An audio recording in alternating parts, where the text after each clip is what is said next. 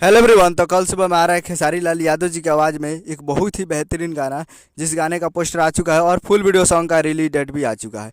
और इस गाने को लिखे हैं doctor N Krishna N Sharma ji, और इसमें म्यूजिक दिए हैं ओम झा जी।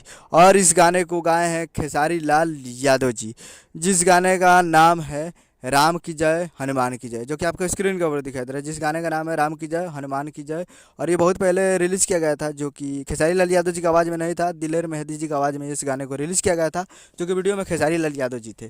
तो ये अब फुल वीडियो सॉन्ग रिलीज़ किया जाएगा खेसारी लाल यादव जी की आवाज़ में, और दिलेर मेहंदी की आवाज़ में रिलीज़ किया गया था, जिसके कारण ये गाना फ्लॉप हो चुका है। जी हाँ, फ्लॉप 78 करीब 67 लाख इस पे रुपया लगे थे, और वो भी पानी में चले गए। अब खेसारी लाल यादव जी की आवाज़ में इस गाने को रिलीज़ किया जा रहा है, ताकि इससे भी चले तो चलेगा। उम्मीद है खेसारी लाल यादव जी की आवाज़ में इस गाने को रिलीज़ किया जा रहा है। कल सुबह में सॉन्ग रिलीज 26 जनवरी को सुबह 6:30 AM पे फुल वीडियो सॉन्ग को रिलीज़ किया जा रहा है SRK music Bhojpuri YouTube channel पे।